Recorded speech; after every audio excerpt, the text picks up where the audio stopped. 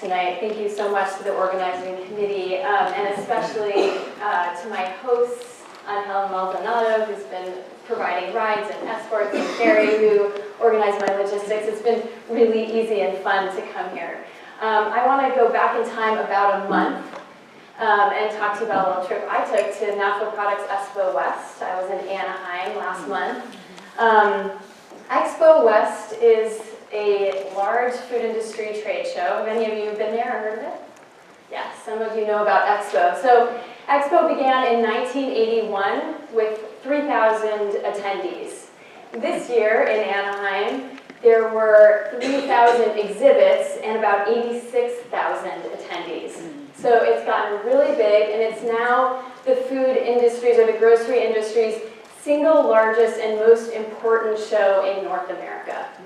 And on display at Expo, what you see, among other things, is the food industry remaking itself in response to what it understands as consumer demands for food that is real. So, for example, you see everything from small startup hippie snack companies to established brands that we all know, such as Beechnut, making promises about their food being real. You see promises and campaigns about food that is clean, and food that has fewer, simpler, cleaner ingredients and is free from ridiculously long lists of chemicals like this one that you should not have to read. And you see promises of food that is true, food that is bona fide. I saw a brand called Made by True and another one called True Made. And then there was this one that was combining it all, combining natural, true, and real into a brand name that I cannot figure out how to pronounce. Maybe some of you can, and you can tell me about that later.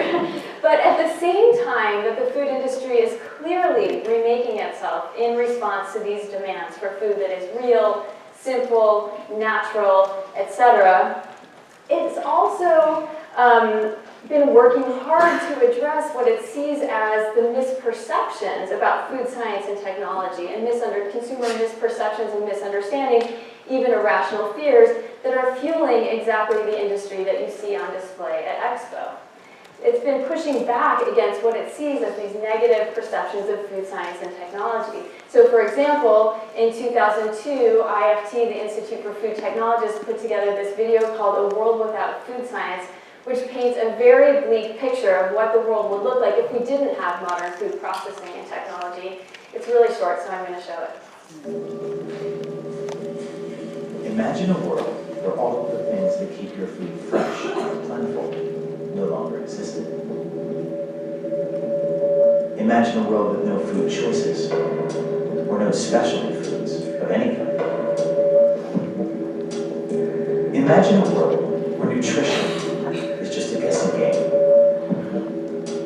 or a world where food is unappealing, or too expensive, or perhaps just inconvenient. Imagine a world where the food you buy for your family is simply unsafe. It's a scenario that could leave you feeling empty. The good news? Right now, all around the world, thousands of highly trained, dedicated food science professionals are preventing this frightening scenario from becoming a reality. They're developing wholesome, nutritious foods.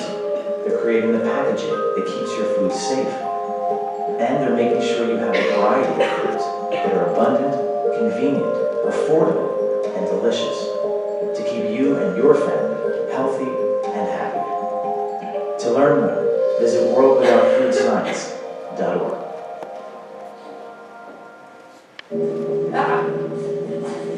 Imagine a world where all of the things that keep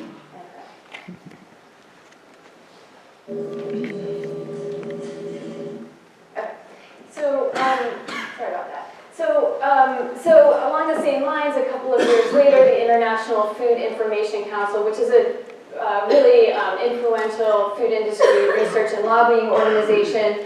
I happened to be at the California League of Food Processors annual meeting in Anaheim. And I'll note that the California League of Food Processors has recently changed its name to the California League of Food Producers, for reasons that have everything to do with the topic of our conversation tonight. So at the talk given by the president of IFIC in 2014 at this meeting, he was talking about these very same concerns, about the need to do something about the terrible misinformation and falsehoods about food processing that were threatening the food industry. He talked about how even among experts we trust to communicate with the public, we hear the nonsense phrase, if you want to be healthy, avoid processed food. And that they were concerned that they had found no voice talking about the benefits of processing. And IFIC announced at that meeting that they were launching a new initiative called the Alliance to Feed the Future underneath their umbrella that would develop a K-8 curriculum for school children to teach them about the journey of food from farm to fork in a way that that celebrated the benefits of modern food and agricultural technologies. And this was called Lunchbox Lessons. That's Professor G.U. Eatwell. And there were tons of lessons that in this curriculum, and that's a poster advertising the curriculum that really emphasizes the benefits of technology at each phase in moving from the farm to the fork. IFIC has also recently launched their Process This campaign, which talks about the benefits of processing for feeding 9 billion, for reducing food waste, helping vegans be vegans, and doing other good things like freeing gluten, or providing foods that people who can't eat gluten can choose. So, on the one hand, the industry is catering to what it calls the empowered consumer, meeting their demands for cleaner and simpler and more natural food. And on the other hand, at the very same time, it's campaigning against what it sees as the misinformation and ignorance behind those very same concerns. And they're seeking to educate what they see as irrational consumers to appreciate the benefits of modern food technology. And all of this, as you might be thinking right now, takes place against the backdrop of larger tensions and controversies about food technology, shaped and exemplified, for example, by conflicts over biotechnology, which I'm sure you're all aware of, in which, on the one hand, anti-GMO activists fight for the right to know whether or not their food is produced with biotechnology so that they can say no to GMO. And on the other hand, those activists and their views are derided as anti-science, and, for example, recently referred to by one of my colleagues as fake news. Adding to the complexity of all of this, and to the politics of truth that I'll suggest are at their core, researchers recently found that 2 Russian-based news organizations were responsible for a huge amount of anti-GMO information throughout 2016 as part of a larger campaign to amplify existing controversies in the US. Not only, so Russia Today and Sputnik are represented here in this graphic, so not only did Russia Today and Sputnik contribute quantitatively more articles on the topic of GMOs than all of those other US news sources combined, but their coverage tended to be more anti-GMO than the US coverage.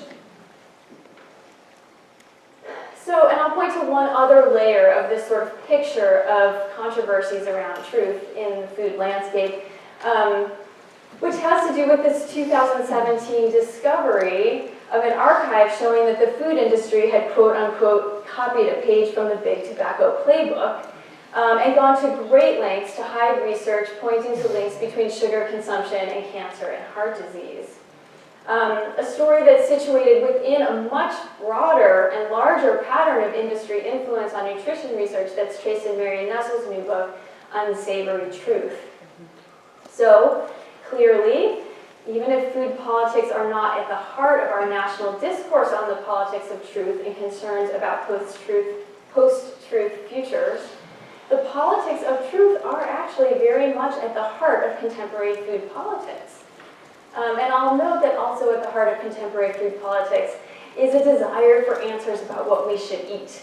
And for certainty, right? To really know, finally, once and for all, what is good and bad, and what is safe and what is not. And some of you might be hoping that I will solve that for you, and I will establish what is really real, what is really true, and you can leave knowing what to eat. But I just want to warn you right now that that's not what I'm going to be doing tonight. So instead, I want to do something different. I want to dig into the politics of truth in the contemporary landscape of food. And I want to focus in particular on these conflicts around natural and processed food that I've been pointing to. These conflicts, they might seem like they're debates about the facts, and that's oftentimes how we think about them. Are artificial flavors and preservatives really bad for us? Are natural foods healthier? Is it really, what does it really take to feed the world, right? But I want to start out by arguing that many of our most important conflicts about food are not actually about the facts at all. Instead, I want to argue that they're about what we should do with the facts, and which facts matter and who gets to decide. In other words, they're about politics, right? Not the big P politics of Washington or electoral politics, but the little p politics of everyday contests over resources and authority. So I want to give you an example to start to think this through. These images come from a science experiment for first graders. So in the experiment, the teacher takes two slices of bread. One slice has preservatives and the other one doesn't. And the teacher puts each slice into a plastic bag, sprays them with the same number of sprays of water, seals them into the plastic bag, and puts them into an out-of-the-way place in the classroom. A few days later, the teacher and the students revisit the plates, and what do you think they find? One of the one without preservatives is moldy, and the piece of bread that had the preservatives is perfectly fine. And so, what do you think the intent or the lesson is that the teacher was trying to teach the children? Well, this lesson is part of the curriculum that was put together by the Alliance to Feed the Future in order to teach American school children to understand the benefits of modern food processing technology. So the intent of the lesson was for students to learn about how processing helps food to stay fresh for longer and makes less waste, etc. But in a world, in a food landscape that we're living in today, for example, everything I just showed you about Expo West, it's not hard to imagine a different interpretation of this finding, right? Where preservatives clearly inhibit natural processes, and as Michael Pollan has said, we shouldn't eat anything that doesn't rot, right? So my point is that the debate isn't really about the facts, because we can agree on the facts about bread and preservatives and mold. What is at stake and what is at issue is what to do with the facts. Again, which facts matter and who gets to decide. So one way to understand conflicts like this is as a framing contest or a competition between different ways of seeing the same thing. In a framing contest, there's different ways of understanding the same thing, which lead to different courses of action or different ideas about what we should do about it. So I've started to map out this controversy about processed food as a framing contest between two different ways of seeing the same thing, two different ways of understanding what the problem is. On the one hand, I've identified something I'm calling the real food frame. From the perspective of the real food frame, the problem is processed food, and that can be understood in about at least three different ways that are certainly overlapping, but also distinct. So for some people, the problem is that ingredients in processed foods are bad for individual health or dangerous for various health outcomes for individuals. Others are concerned about the population level or epidemiological effects, the public health effects of widespread overconsumption of processed food. And for other people, the problem is really that processed food is sort of seen as a troubled product of a troubled food system. But for all of these ways of thinking through the real food frame, the solution is to avoid processed food and or to change the food system. And this is, proponents of this include concerned consumers, public health communities, some alternative food advocates, and some nutrition authorities. But from the point of view of the real facts frame, the problem is something different altogether. The problem isn't processed food. The problem is misinformed consumers. It's consumers who have irrational fears of food technology and lack scientific literacy.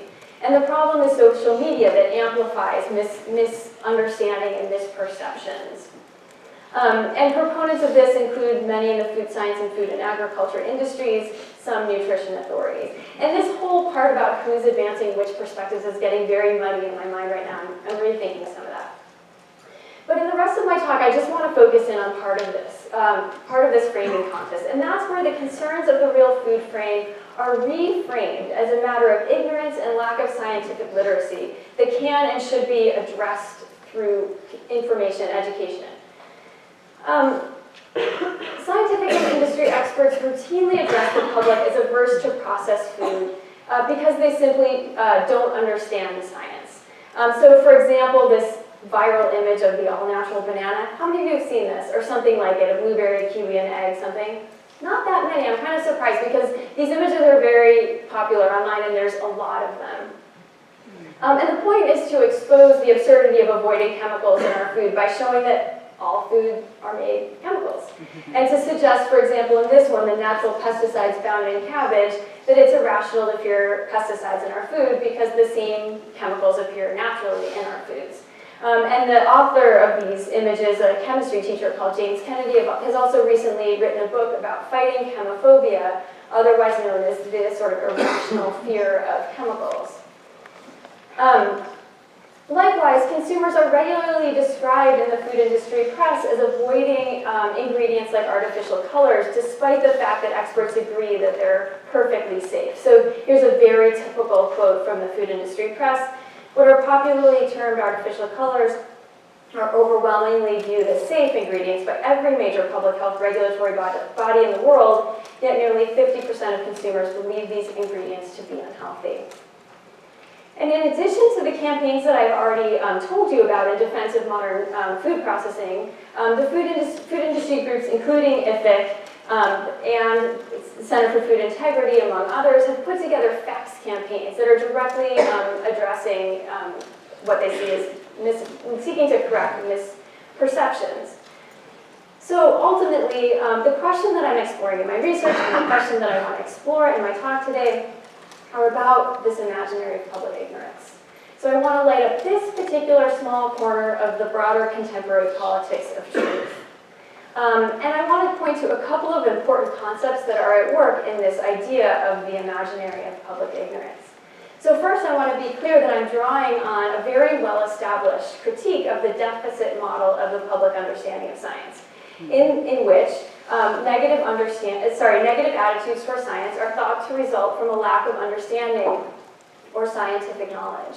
So this critique takes for granted the existence of information and understanding deficits. So it's important to be clear that the critique isn't that there are no deficits of understanding. But this critique rejects the use of these normal, universal, and inevitable knowledge deficits as an explanation for public rejection of or resistance to policy commitments that are justified in the name of science, like things like nuclear power, or chemical pesticides, or food additives, or GMOs.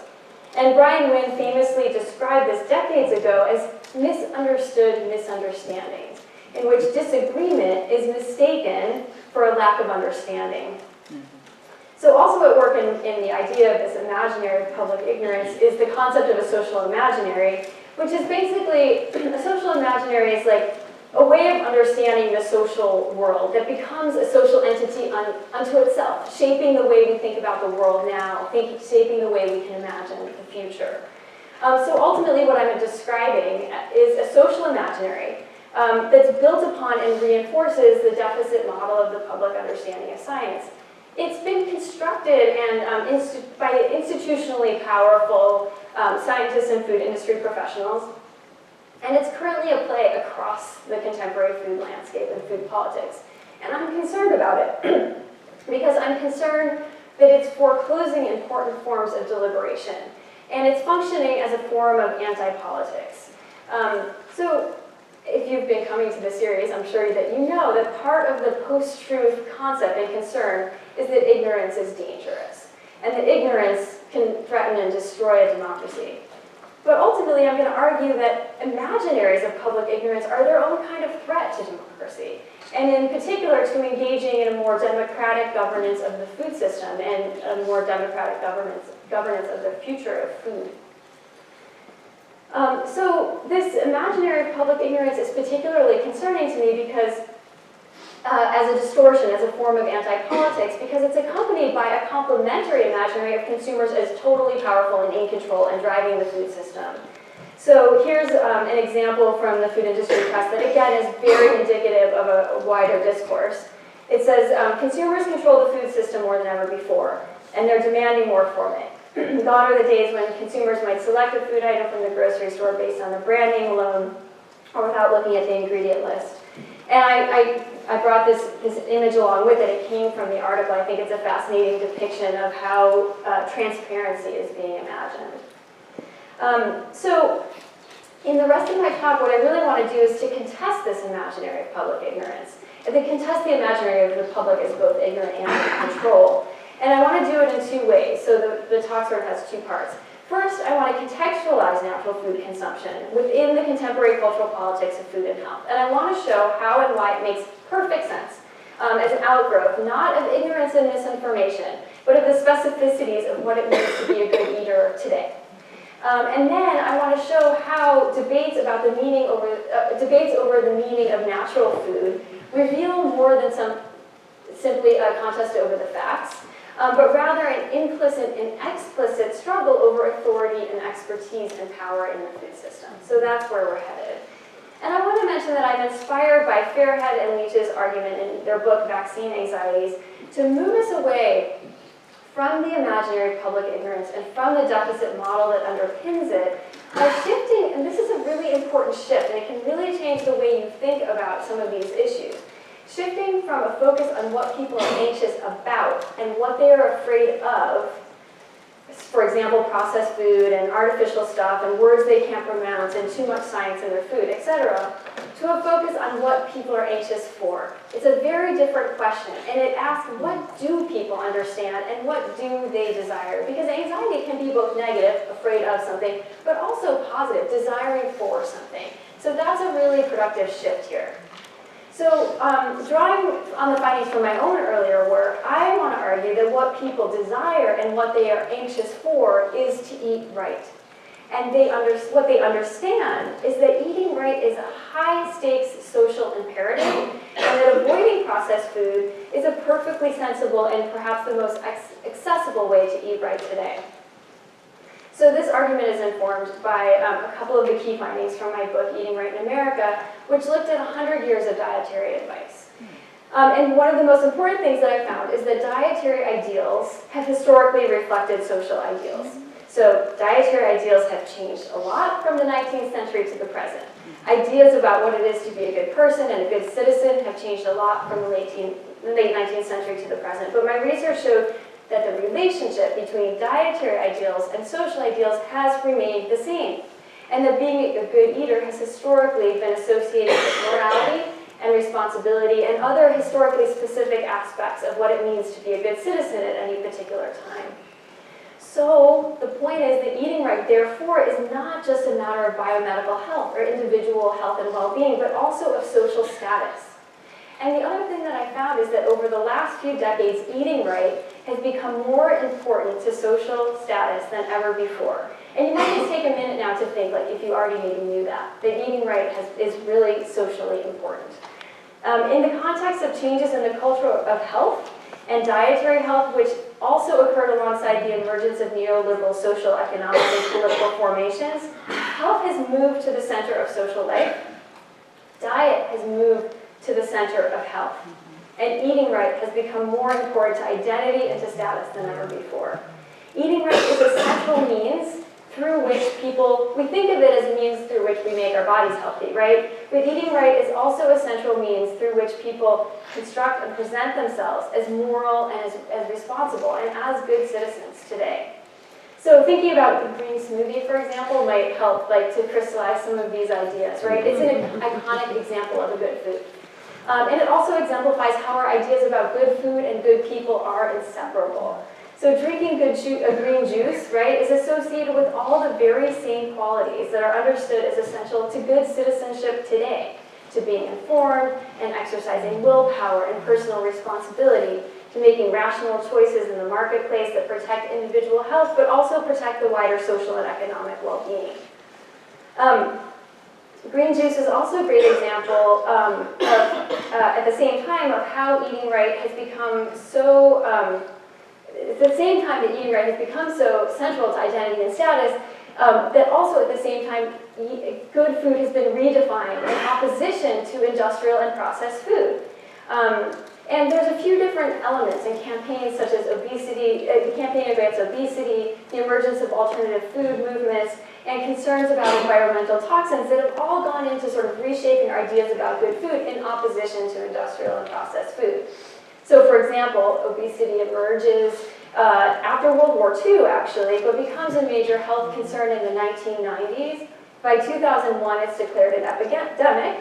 And in this context, obesity is seen as a dangerous threat to individual health, to individual social status, for example, the status that's associated with thinness, as a proxy for health and self-control. And it's increasingly, obesity was seen as a threat to the nation itself. And one of the many results of the campaign against obesity has been widespread concern about the health effects of processed food and the industrial food system itself. And so in this context, industrial processed food have been sort of reframed as an insidious threat to the well-being of the nation itself, as you can see in these book titles, especially in the subtitles, right? Beating the odds against sugar, processed food, obesity, and disease, and how processed food is killing us and what we can do about it. So at the very same time, in a distinct and yet overlapping sort of discourse of food and health, is the emergence of alternative food movements.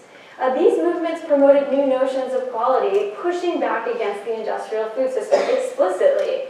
They redefined good food outside of the terms of nutritional quantification that support the industrial food system. They insisted that culture and history and tradition, sensuality, intuition and pleasure mattered, and they advocated for the importance of recognizing food as connected to larger systems and as an expression of values in politics. So good food comes to mean something new in this context. It's defined as authentic and artisanal, real, local, fresh, slow, sustainable, etc. All of the things that are the opposite of industrial and processed food. And here you see Alice Waters in the Edible Schoolyard, just a few blocks from where I live in Berkeley. And her Edible Schoolyard was sort of the iconic example and model for farm-to-table school education programs throughout the country. So related to this and simultaneous to it are growing concerns about everyday toxins and regulatory laxity in relation to chemicals in the environment, including in food and in food containers. So Nora McKendrick has recently argued in her great book called Better Safe Than Sorry that while the precautionary principle has not been adopted in the U.S. regulatory context, consumers and especially mothers are increasingly practice what she calls precautionary consumption. In other words, restricting their own activities until they're known to be safe. So good food in this context is redefined as food that's free from warning toxins, and shoppers turn to places like Whole Foods and to products like those claiming to be natural and organic and otherwise clean to manage their concerns about toxins and chemical exposures in the environment. And this is Whole Foods' first national brand campaign in 2014 with a list of all the kind of things you don't have to worry about being in your food if you shop there. So it's important, right, to recognize that like all forms of precautionary consumption, buying natural food isn't an adequate solution to the risks of chemical exposure in the environment. It's also, buying natural food is also not an adequate solution to the risks of obesity. It's not an adequate solution to the larger social and environmental problems reflected in our food system. Choosing natural and clean label foods is inadequate, insufficient, and in some ways a dangerously distracting solution in all of these ways. But natural food consumption may nonetheless be the easiest and most accessible form of eating right with all of its social and moral ramifications for many consumers. So the natural food consumer, I want to argue, is not simply deceived or confused or duped or ignorant or irrationally fearful or chemophobic, but rather the product of this historically specific culture of health in which eating right is so important to identity and status, and good food is defined largely in opposition to processed food. So my provocation really is that the idea or imaginary of consumers as ignorant is not simply a mistake or a misinterpretation, but rather it's really an essential part of today's cultural politics of food and health.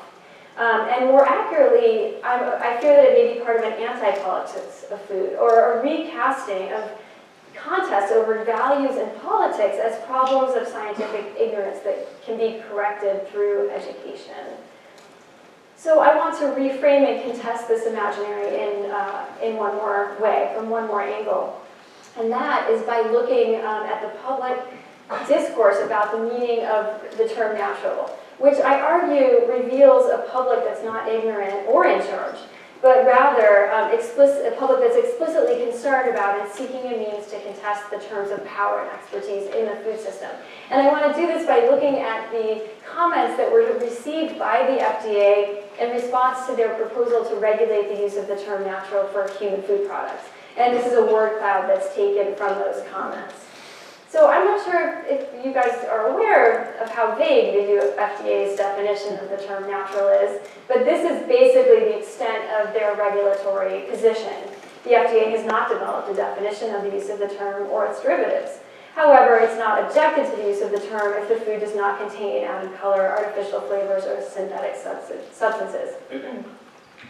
So because of this vagueness, alongside the incredible explosion of the popularity of natural claims, there's been a lot of pressure from citizen petitions and a number of district courts that led the FDA to open a docket, a period of public comment on a proposal to regulate the use of the term.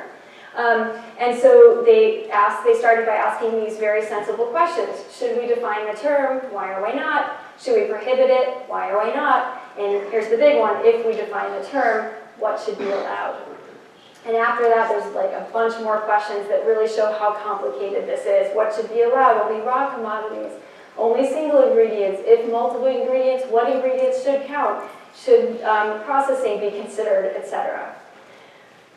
So the FDA received about 7,600 comments, and in response to this request for public comment. And I worked with the Digital Scholars Lab at UC Davis to scrape those comments and analyze them using a method that's called topic modeling, essentially training the computer to recognize topics and sort all of the comments into specific topics or conversations based on words word proximity, basically. And so I've been analyzing those topics and analyzing the comments, and the most striking thing I noticed is that there's two very distinct buckets or different ways in which the comments engage with the concept of natural food. So on the one hand, there's comments that do what I call negotiating the natural.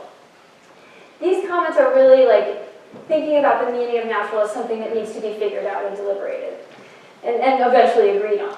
And then there's another big bucket of comments that is what I'm calling, evoking something I'm calling the known natural. And in these comments, the meaning of natural is really understood as something that is already known, stable, solid, and really beyond any need for negotiation. So the continuum from one end of this spectrum to the other is also a contest over the forms of expertise that are relevant. Because on the one hand, science and technical expertise are invoked to make claims about where the boundaries of natural should be. And on the other hand, the comments refer to an obvious and already existing meaning of the natural that needs no expertise to be known, and it simply just needs to be protected and applied by the FDA. So I'm going to be now showing you some of the comments from this docket, and because I use this process called topic modeling, I just want to clarify that when I show you a comment, it's because it represents a much larger topic or a larger set of comments that I found. So the comments that participate in what I'm calling negotiating the natural really foreground this need for reasoned negotiation. And here's a great example that exemplifies this. It says the most important issue is that the FDA define natural clearly for the public, that this definition is publicized so that the public is clearly aware of the definition. It is less what the definition is. And many of these comments come from specific industry interests that draw on scientific and technical expertise to negotiate the definition that best serves their interests. And so this includes comments from specific industries and from about 50 trade groups and cooperatives. And these comments tend to draw on scientific and technical authority and expertise. So here's an example. I believe that the most that most definitions herein proposed are too narrow and do not properly take into account the research and innovation behind agriculture and food science practices that are widely used today. So engaging in negotiation, drawing on scientific and technical expertise, and in addition to doing this, many of these comments often at the same time evoke this imaginary public ignorance that we were just talking about, pointing to consumer confusion and misunderstanding and the need for education. So here somebody writes, as a chemical engineer and an aspiring professor, I think the real issue is consumer education. The more consumers understand about these complex, nuanced issues, the better their decisions will be. So in contrast, the comments evoking the no natural are totally different. They tend to be more from the lay public. Actually, they're all exclusively pretty much from the lay public, and they're much more likely the concept of natural food, again, in these comments is already defined, it's obvious, it's simple, it's stable, and it's already known. And so, for example, many of them just reiterate that natural is natural, right? So natural is from nature, and that's obvious. So here, as a couple of examples, all natural should be just that. Go outside and pick an apple off a tree, not processed. What else could natural possibly mean but untouched, as is from nature? And again, drawing on this sort of sense of a known, stable, simple definition of natural, many of these comments point out that we can know what natural is clearly by its distinction from anything that comes from a lab. So natural should mean nothing that was created in a laboratory, nothing touched by, or natural means made by nature, not a man in a lab coat. And a lot of these comments simply point the FDA to the dictionary definition. Like, why didn't the FDA just look in the dictionary? Is basically what hundreds of these comments say. And here's a great example. I really love this one. All you have to do is look it up in the dictionary, and then there's the definition and even a link, very convenient, followed by, you're welcome. And there's so many, I couldn't resist showing you more because I find them entertaining as well. So all of these would have been followed by a dictionary definition. Only a corrupt organization would need someone to explain what the obvious definition of natural means. This is not a real question, right? See the definition below. Seriously, go to the dictionary and look it up. This is what people expect. So what we've seen in these comments evoking the no natural are, frankly, exactly the kind of comments that experts often view as revealing the depth of public ignorance about food and food science, and irrational fears about chemicals and other things they simply don't understand. But if we shift our focus from what are people anxious about to what are they anxious for, I suggest that we should view these comments as part of this broader contest over expertise. And we can see these comments instead as expressing a desire for a food system that can be known and understood with inlay expertise. For ingredients and for processes and for system that is knowable, that is familiar, and in which forms of lay expertise are relevant and meaningful. And in addition to these more subtle contests over expertise that I see in the comments, many of the comments explicitly call out collusion and deception, and assert that, people really asserting their right to know what's in their food. Here's an example. Please be honest with us when requiring corporations to label all foods. Make it simple and forthright. You're working for us, not the corporations. After all, it's also your family and friends that consume these foods. And finally, many of the comments were explicitly angry about their lack of power and voice, and people are frustrated about what they see as collusion between government and the food industry and outright deception in the name of profits. So here's an example of what at one point I was calling the angry thread. I find it horrifying that the FDA does almost nothing to protect the people of this country from greedy food processors who would gladly poison us all for fun and profit. I'm sure the FDA is brought off by the big companies to turn a blind eye to the consumer. Shame on the FDA. You do not do your job that you were put there to do. So the meaning of natural food that's evoked by the no natural is not practical. It's not enforceable. It's not even really defensible. But it also should not be dismissed as ignorance or anti-science. Instead, I want to suggest that we understand the no natural as drawing on the ideological power of the term and concept of natural to claim authority and expertise. So, as many scholars have noted, natural is one of the most ideological, powerful words in the English language, more powerful than nature itself. I hope that did it. Invoking nature is a powerful way of talking about the way things should be. It's a way, when we talk about nature, we're presenting particular views as right and as universal. It's a way of shutting down criticism and scrutiny. Talking about or evoking the natural is a way of suggesting, like, we already know what this means. We don't need expertise to understand this. So in this way, actually, the ideological power of the term and concept of natural is not unlike the ideological power of the authority of science. Like the concept of natural, references to science are also used as a means of signifying and asserting authority, as well as a means of shutting down criticism and further scrutiny. Dominant food industry and science interests routinely leverage their own scientific authority in a way that actually limits debates about food policy and the future of food, because it frames questions about what we should do with the facts as questions or debates about the facts that really are narrowly defined, right, in terms that can only be properly decided by scientific expertise. And ultimately, this doesn't leave a lot of room, or any room really, for the public to rationally contest values-driven choices that are made about the food system as if they're value neutral.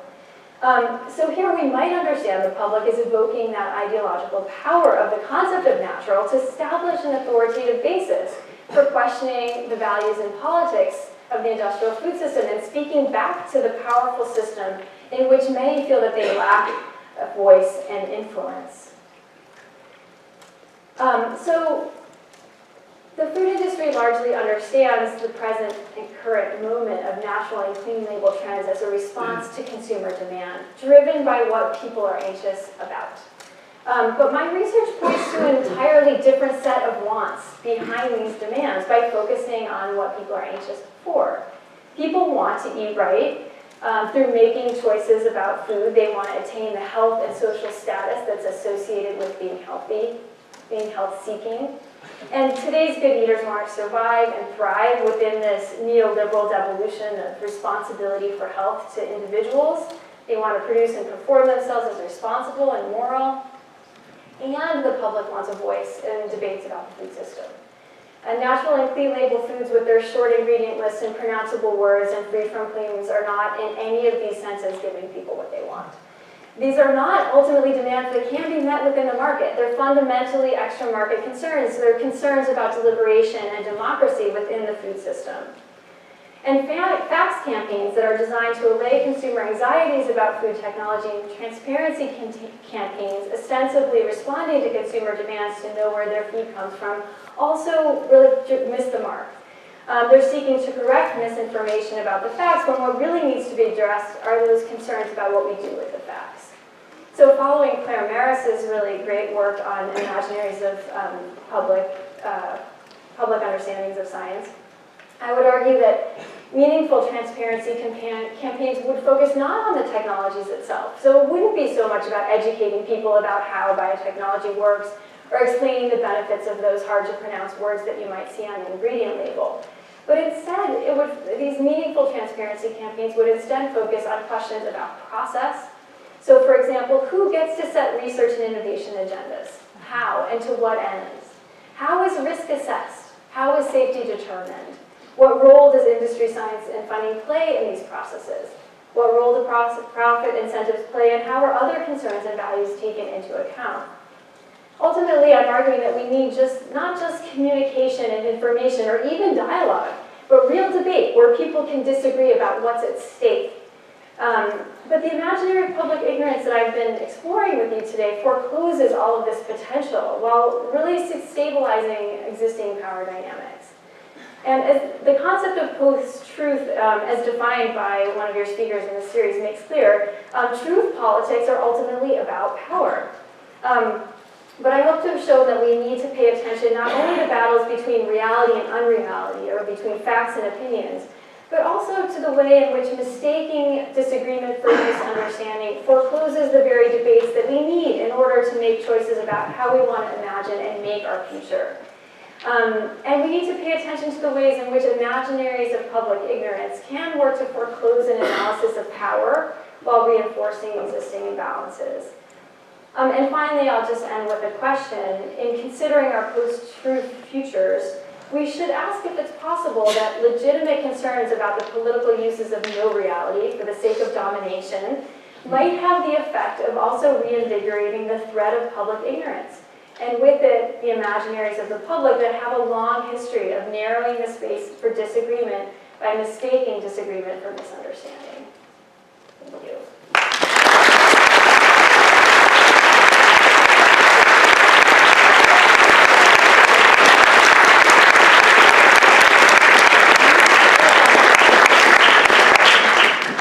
Do we have time for questions? You have a question? Okay, hi. We might give a second for those who need to escape to do so. Yes. Thank you. Oh, that was a cue for a mass exodus.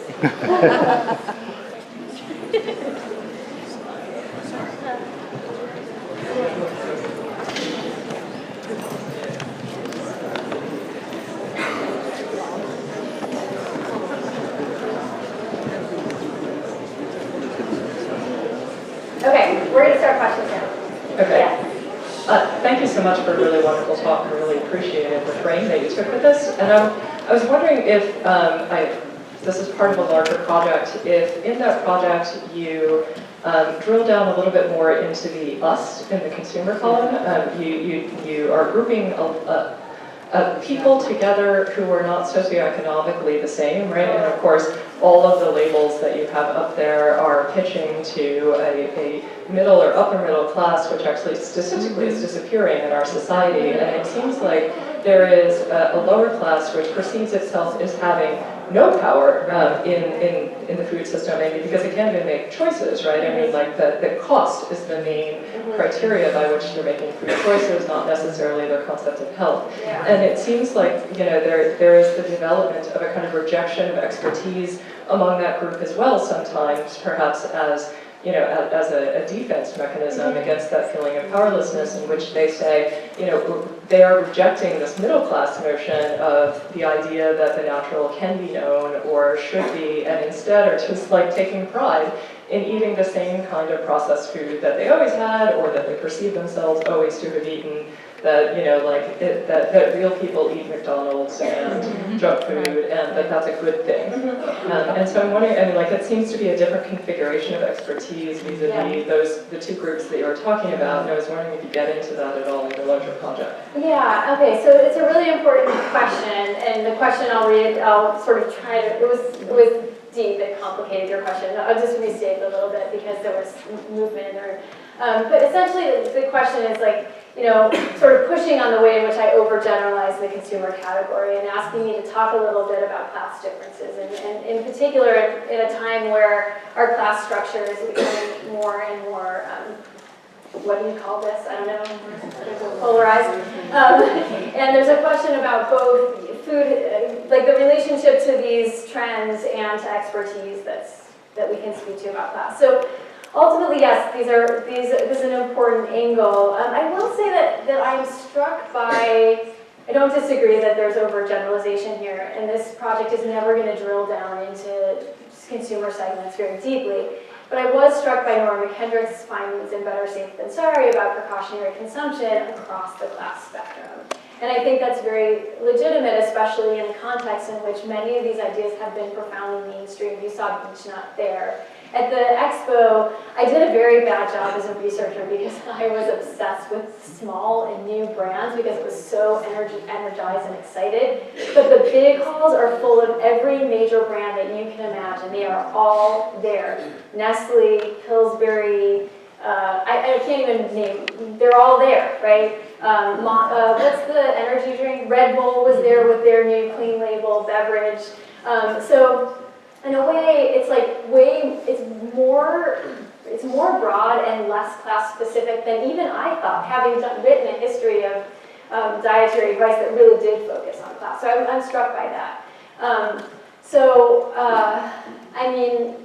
I'm not sure if there's other parts of your question. I'm sure that I haven't. Oh, the question of expertise and how that plays out. I'm not sure. I think I'm just going to leave it at is like, I think it's an open question if these differences are the ones that we need to understand precisely in terms of class or not. And I think it's important. I appreciate the provocation, and I'm going to keep thinking about it, but I'm not sure. Yeah. Another question right here. Yeah. Hi. Yeah. I'm a type 1 diabetic, and there's just a lot of things throughout this whole process that were running through my mind. But my question to you is that as someone who does have a health concern and who's very much so affected by every single word that's on that board right now, every day of my life, what is your take on, like, you know, I've always wondered if they'll make a label that's kind of easy for us, because using the word natural is misleading for us, because we'll think, okay, maybe this will be good for me, but then I'll look at the actual facts of how much sugar is in it, and it's still bad. So, like, what is your advice on how could they fix that, especially for people who have maybe gluten intolerance or diabetes or anything that's heavily affected by nutrition? Yeah, so you're pointing to a lot of important things, and I'll just pick up on a couple. First of all, you know, a part of this whole contest that I didn't talk about is that the consumer advocates are also concerned about consumer misunderstanding, and their angle is really trying to get to this piece of what do consumers think about and understand when they look at a label, and the ways in which the natural label tends to have a health halo that comes along with it. And so there's widespread concerns in the public health and in the consumer advocate community about ways that people might understand labels to suggest that foods are healthier because they're more natural, when they're really, the correlation between those two things is really tenuous. So I will sort of, I guess I'm amplifying what you're saying in a sense. But I think your other question is like, what would be better? And one thing that your question really, something about what you said made me think about is something that I've often said to my colleagues in food science, which is, when are you going to start telling us what we don't have to worry about? Right? Because there's just this like constant amplification, what's it called? More and more things to think about, more and more words and worries and nutritional problems and ingredients that we never heard of that now we know are connected to heart health and things like this, and products with plant sterols, and whoever knew that you needed plant sterols, but now they're in your chips. You know, and so things get more and more complicated, and I do think that uncomplicating is the way we need to go. But others are arguing, and I think persuasively, I have a grad student, in fact, who's arguing this quite persuasively, that the epidemiological model that's been behind our nutritional advice for a very long time isn't working it's not working. Like, the historical trends show that we've gotten more and more dietary advice and more health problems related to diet at the very same time, and that we need sort of a paradigmatic shift in how we advise the public, and that it may no longer be that we can offer population level advice because it doesn't seem to be working. The science of the microbiome, for example, is changing, and maybe there's various sciences that are shifting us towards a more individualized view, but in general, it may be that there isn't one. We can't have the stoplights, red, green, and yellow, on the front of every package that are going to work for everybody. And that we need a system that really treats individual bodies, eating habits, cultural backgrounds, economic situations, and we don't have that right now. So it leads to a lot of confusion for people trying to navigate the food system, especially with particular health concerns in mind. Yeah. Yes. I don't mean to ignore this. I have to look at you next. Yeah, this picks up a little bit on the first question in terms of class issues and your larger project.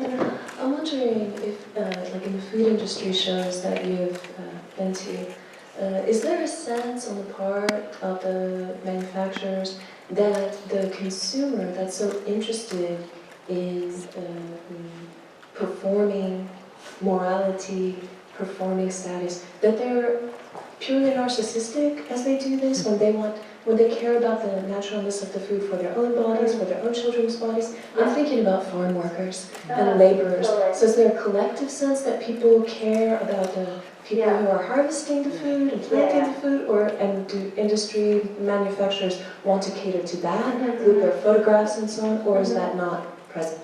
Okay, good question. So I was actually struck at Expo this year by the amount of what we might call corporate social responsibility campaigns that are really out there in the world of real food. So for example, I showed you those cans you might not remember in the very beginning of the talk. It was like soda cans and it said clean on them. That's actually clean for a cause. Everything, all those sodas that you buy go to support addiction recovery, right? So it's one of many, many, many social responsibility campaigns. Now, you're asking specifically about labor, and that's historically been a blind spot in the food movement because people tend to be driven by health, by their own individual worries or needs around health and safety.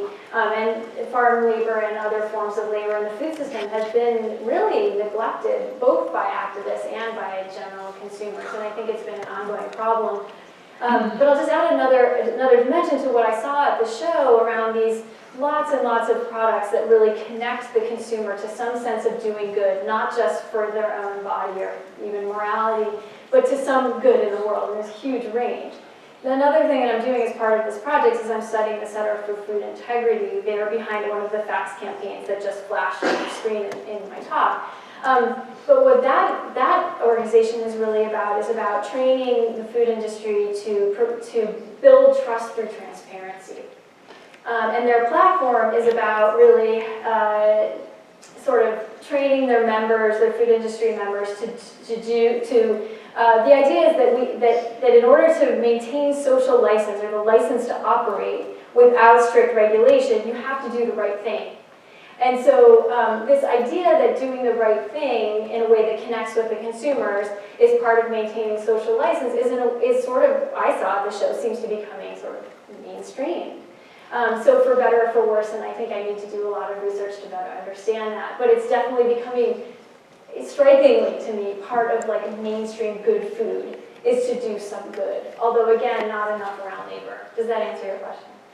Yeah, so it seems like that could be a really interesting race, ethnicity, and class analysis around why that is.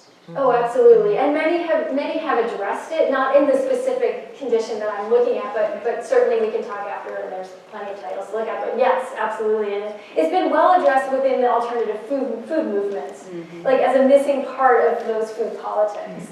But to ask it here is something different, and I appreciate you pointing me in that direction. So over here, yeah. Yeah. No. Oh, sorry, there's a mic right there. I'm sorry. And then it's going to I'll make my way up there. Thank you so much for your talk. On that, I also want to talk about when you were discussing morality and responsibility, social status, to construct themselves as moral and being a good person, this good citizenship. At the same time that you're talking about a food industry whose main driving force is profit, Right. correct?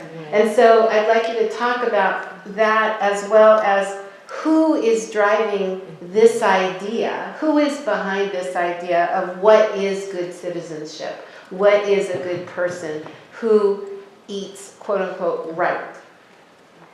So I'm not sure I want to make sure I understand the question, so I'm going to restate it and then you can tell me how I maybe didn't get it. So you were referring to how I was talking about this, the way in which eating right is connected to ideas of morality and good citizenship, right? And then you're asking me to connect it to the food industry's mode of operation. And there's a question in there about who's behind the ideals. Right. I'm having a little trouble following it. I think it's because, my understanding of the relationship between dietary ideals and social ideals comes from the history that I studied of dietary reform movements from the late 19th century to the present. And in those reform movements, there wasn't a who behind the idea of a good eater. Instead, what I saw is people trying to teach others how to eat right, and the ways in which their lessons in eating right were like a pedagogy of good citizenship. So they reflected contemporary ideas about what it was to be a good citizen. So for example, in the progressive era, if you were exposed to lessons about eating right, they would be very much the same as what you might be exposed to in a civics class. It was the same idea, right? And in the current moment, for example, within the campaign against obesity, campaigns teaching people how to manage their weight very much reflect the same ideals that are central to neoliberal notions of good citizenship that have to do with personal responsibility, willpower, being a well-informed consumer, making rational choices in the marketplace. So it's not a who behind the idea so much as a way in which dietary ideals and advice have historically reflected existing but changing notions, culturally specific notions of good citizenship on a very sort of general, broad level. So then there's another part of your question, though, that has to do with the food industry role in it. And do you want to restate that for me a little bit now that I've gotten us that far? Well, I'll restate it by talking about kind of answering what you're saying, because if you're talking about historically, of course, we had the food pyramid back at the turn of the century in the 40s and 50s, and then that was turned around and seen as, that was changed. But then when it was changed, it was guided and also driven by profit. Yes. And so that's what I'm interested in finding out if you talk about that in your book, because of course it has nothing to do with, race or economics. It's all about profit. Right. So you're talking about the changing dietary advice and the influence of industry funding on the sort of dietary. Is that what you're talking about? Which is what you're pointing to when you show, all the food fairs, etc. Yeah, I mean, it's complicated. I think that I think there's one of the things that I'm most interested in is the way in which the food industry in this moment understands and presents itself as consumer driven and as meeting this demand, right? And this idea that the consumer is in control, I think, is a very prevalent, pervasive, in a way, mythology that I've just talked about why I think it's dangerous. Yeah. And then there's this other part of it that's like, yeah, consumer research with all of its very narrow focus and way of understanding what a consumer is and what their wants are, which I've just tried to explain how inadequate that is to understanding the real concerns.